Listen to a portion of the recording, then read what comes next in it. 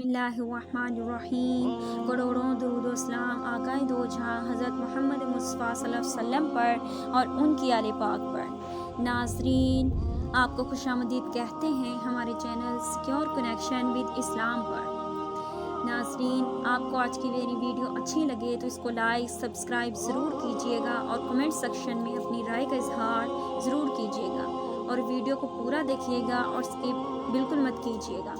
ناظرین، آج کی اس ویڈیو میں آپ کو حضرت امام حسین رضی اللہ تعالیٰ عنہ کی شہادت کا واقعہ بتاؤں گی اور یہ بھی بتاؤں گی کہ حضور نبی پاک صلی اللہ علیہ وآلہ وسلم حضرت امام حسین سے کس قدر محبت فرماتے تھے۔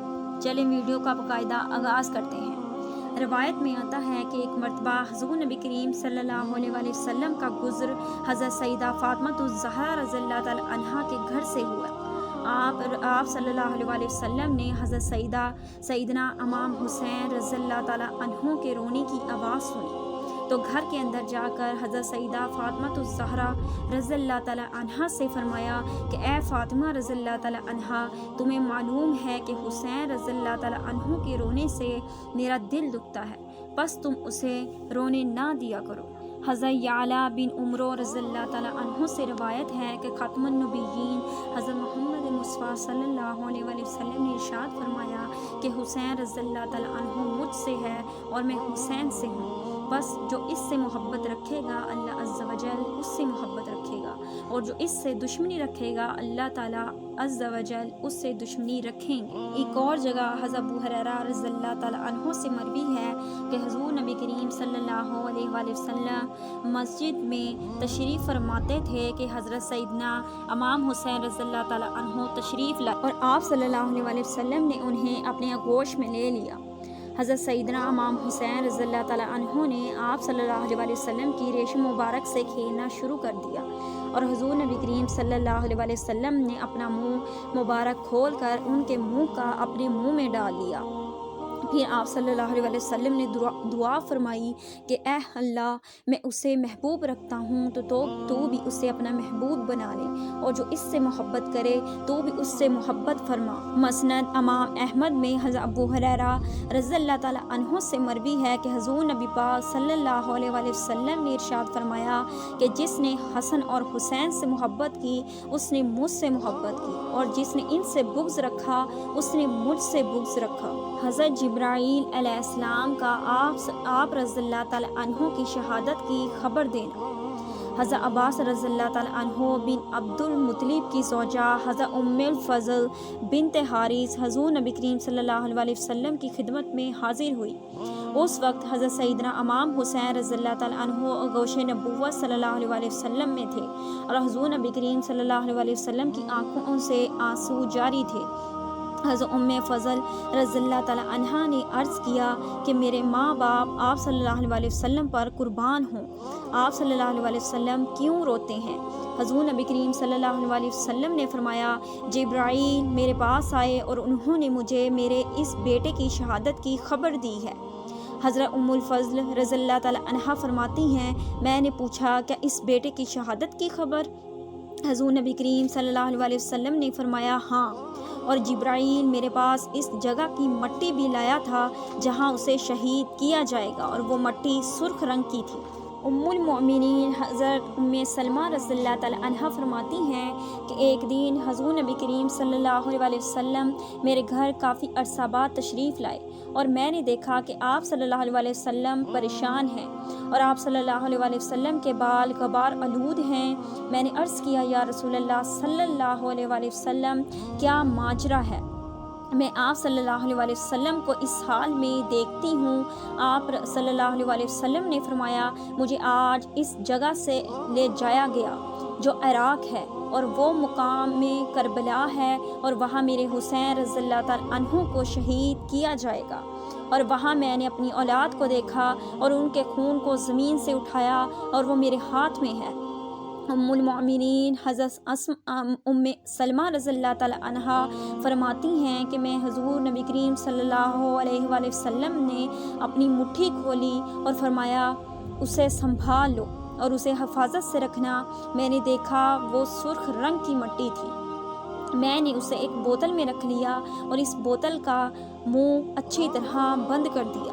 پھر جب حسین ابن علی رضی اللہ تعالیٰ عنہ نے عراق کا سفر کیا تو میں اسے شیشے میں دیکھتی تھی، اور جب عاشوراء کا دن ہوا تو میں نے اس میں تازہ خون دیکھا، اور میں جان گئی کہ آج ابن رسول صلی اللہ علیہ وآلہ وسلم کو شہید کر دیا گیا۔ اس وقت آپ رضی اللہ تعالیٰ عنہ ایک اونٹنی پر سوار تھے۔ قرآن مجید آپ رضی اللہ تعالیٰ عنہ کے ہاتھ میں تھا، اور دشمن سے کسی بھی قسم کا خوف یا خطرہ لاحق نہیں تھا۔ اس دوران ابن سعد کے لشکری آپ رضی اللہ تعالیٰ عنہ کی جانب بڑھے تو آپ رضی اللہ تعالیٰ عنہ نے اپنے دونوں ہاتھ اٹھائے اور بارگاہ رب العزت میں یوں دعا فرمائی: یا اللہ، میں نے ہر مصیبت میں تجھ پر ہی بھروسہ کیا ہے، اور ہر سختی میں تو ہی میری پشت پناہی کرنے والا ہے، اور میں نے ہمیشہ تجھ سے ہی مانگا ہے، اور تو نے ہی ہمیشہ میری دستگیری کی ہے۔ تو ہی ہر نعمت کا مالک ہے، تو ہی احسان کرنے والا تھا، آج بھی میں تجھ ہی سے التجا کرتا ہوں۔ پھر آپ رضی اللہ تعالیٰ عنہ نے کوفیوں کو مخاطب ہو کر کہا: مجھے بتاؤ، تم مجھے کس جرم میں قتل کرنا چاہتے ہو؟ ان کی طرف سے کوئی جواب نہ آیا۔ پھر آپ رضی اللہ تعالیٰ عنہ نے ان سرداروں کے نام لے کر فرمایا جنہوں نے آپ رضی اللہ تعالیٰ عنہ کو خط لکھے تھے کہ کیا تم نے مجھے خطوط نہیں لکھے؟ ان بے ایمانوں نے کہا کہ ہم نے آپ کو خطوط نہیں لکھے۔ آپ رضی اللہ تعالیٰ عنہ نے فرمایا: اگر تم مجھے پسند نہیں کرتے ہو تو میں واپس چلا جاتا ہوں، مجھے جانے دو۔ ان سرداروں نے جواب دیا: آپ رضی اللہ تعالیٰ عنہ خود کو ہمارے حوالے کر دیں۔ حضرت سیدنا امام حسین رضی اللہ تعالیٰ عنہ نے کہہ دیا کہ میں جیتے جی ہرگز خود کو تمہارے حوالے نہیں کروں گا۔ صرف ایک حور ہی ایسا شخص تھا جس کے دل پر آپ رضی اللہ تعالیٰ عنہ کی باتوں کا اثر ہوا۔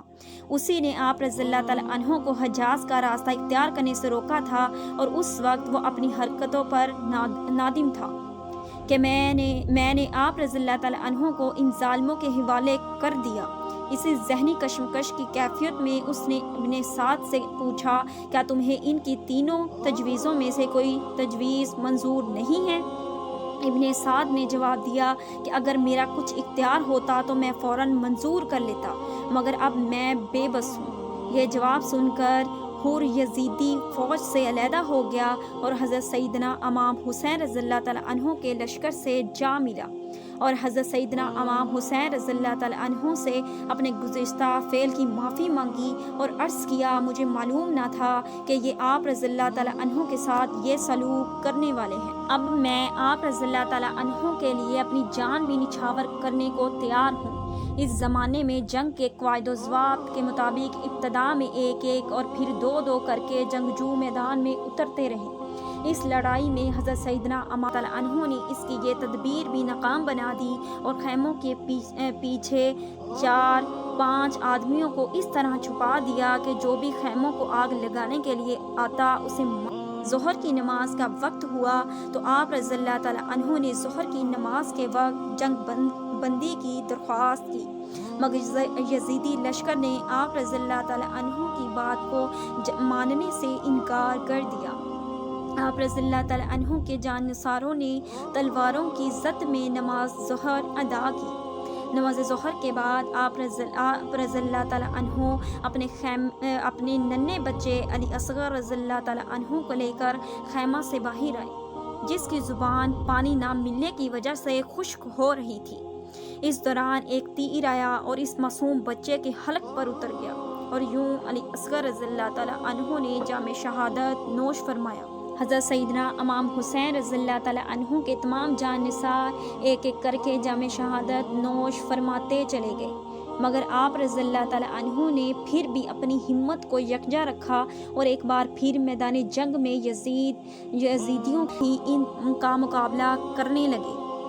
آپ رضی اللہ تعالیٰ عنہ کا جسم مبارک زخموں سے چور چور تھا۔